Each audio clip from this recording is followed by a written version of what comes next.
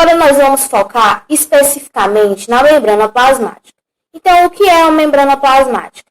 É uma estrutura que delimita a célula separando o meio intracelular do meio externo, ou seja, separando a parte de dentro da célula da parte de fora do nosso corpo.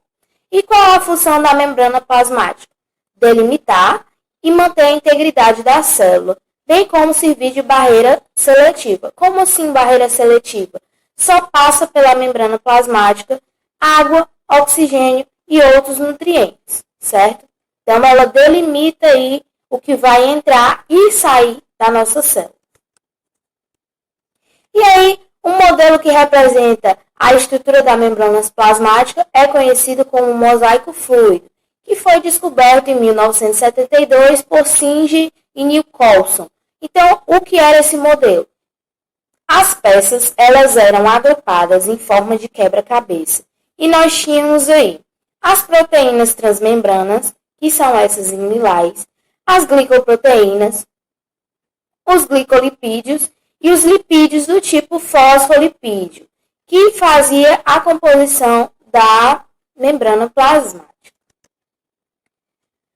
A membrana plasmática também vai ter algumas especializações. Nós vamos ter o glicocálice, que serve para aderir uma célula à outra, os desmossomos e as interdigitações, que vão servir também para a união das células, só que os desmossomos vão grudar uma célula à outra como se fosse um adesivo. Já as interdigitações vão ser tipo presilhas entre uma célula e outra, unindo-as. E nós temos também as microvilosidades, que são expansões da membrana, que vai auxiliar na maior absorção de água e nutrientes para a célula. A parede celular, como eu já havia falado, ela só está presente em alguns seres vivos, como vegetais, bactérias, fungos e protozoários. Para que ela serve? Para dar uma melhor resistência e uma melhor sustentação. Qual a sua composição? Ela pode ser de 3 tipos. Ser composta por celulose, ser composta por quitina ou ser composta por sílica.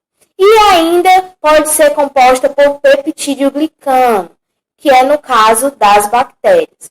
Nos vegetais, normalmente essa parede celular ela é composta por celulose.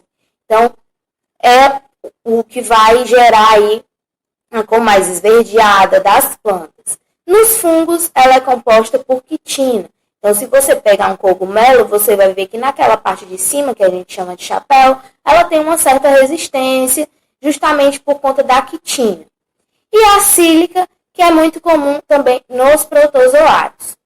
Bom, a gente conheceu a estrutura dessa celular, que a célula ela tinha uma membrana plasmática, o citoplasma e o núcleo. E no citoplasma a gente tinha várias organelas. Hoje a gente vai falar sobre os transportes que ocorrem via membrana plasmática. Então, vocês se lembram que a membrana plasmática ela tem capacidade de selecionar o que entra e o que sai da célula, garantindo assim a manutenção do meio intracelular, ou seja, do meio interno, certo? E aí, esses processos de entrada e saída, ele pode ser de 2 formas distintas. Pode ser um processo passivo, quando não há gasto de energia, e um processo ativo, quando há gasto de energia, para que esse processo ocorra. Bom, o processo passivo, como eu já falei, é aquele que não gasta energia para acontecer. E a gente tem 3 tipos de processo passivo. A difusão, que ela pode ser difusão simples ou facilitada, e a osmose. A difusão simples, o que é? São moléculas e íons que são transportados de uma forma natural do local onde estão em maior concentração para um local onde estão em menor concentração. Isso a favor do gradiente, ou seja, ele passa de um lugar mais concentrado para um menos concentrado. Então, onde estiver precisando daquelas moléculas, elas vão passar via membrana plasmática para chegar àquele lugar onde a concentração daquelas moléculas está menor. Já na difusão facilitada, também vai ocorrer essa passagem das moléculas de um meio de maior concentração para um meio de menor concentração. Mas, professora, qual é a diferença da difusão simples para a difusão facilitada? É que na difusão facilitada, essas moléculas vão passar com o auxílio de uma proteína transportadora, chamada de permease. Então, ela vai fazer a ligação da parte de fora para a parte de dentro da célula. E aí essas moléculas vão passar através dessas proteínas. Então, a diferença é basicamente que aqui a proteína que vai fazer a passagem dessas moléculas.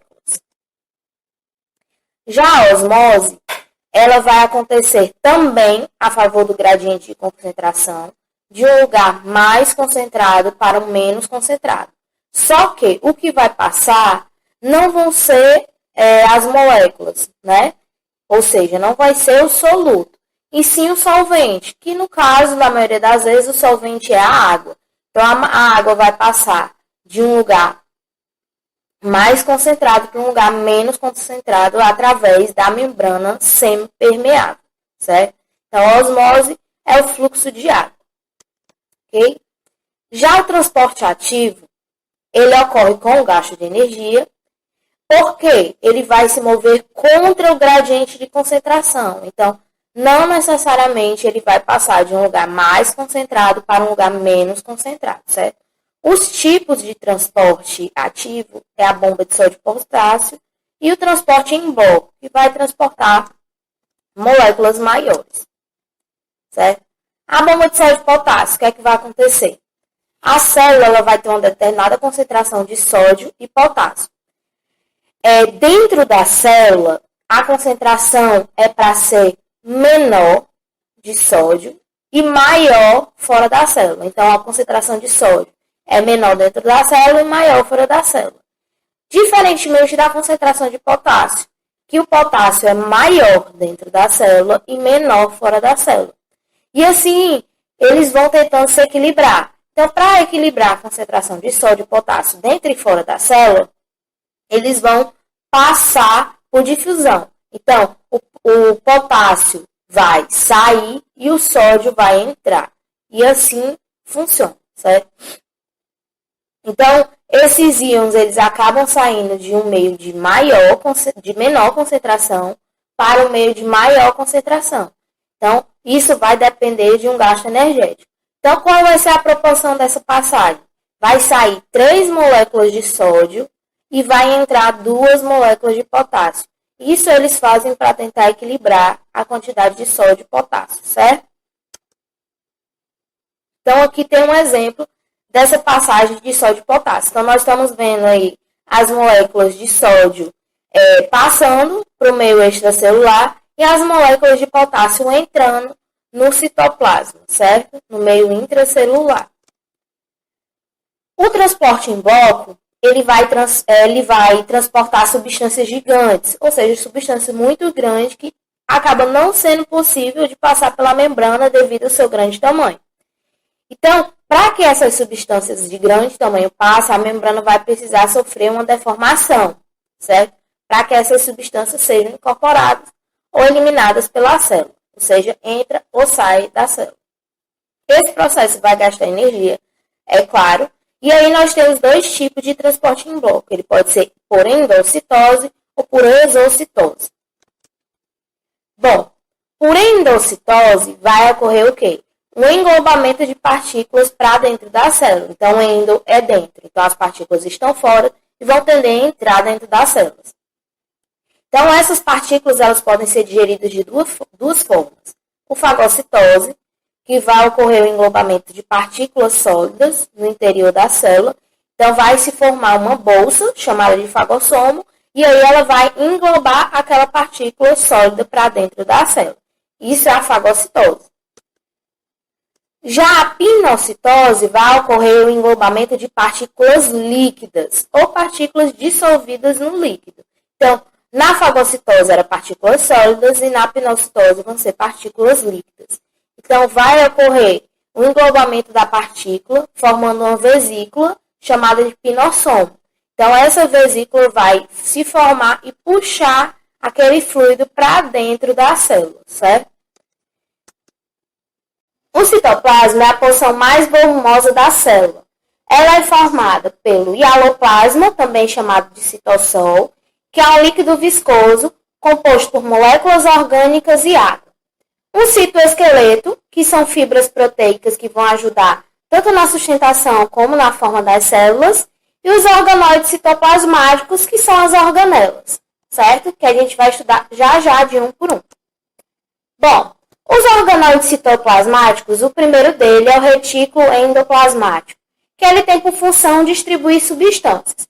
Nós temos dois tipos de retículo endoplasmático, como mostra na figura abaixo. O retículo endoplasmático rugoso, também chamado de granuloso, que tem por função produzir as proteínas do nosso corpo.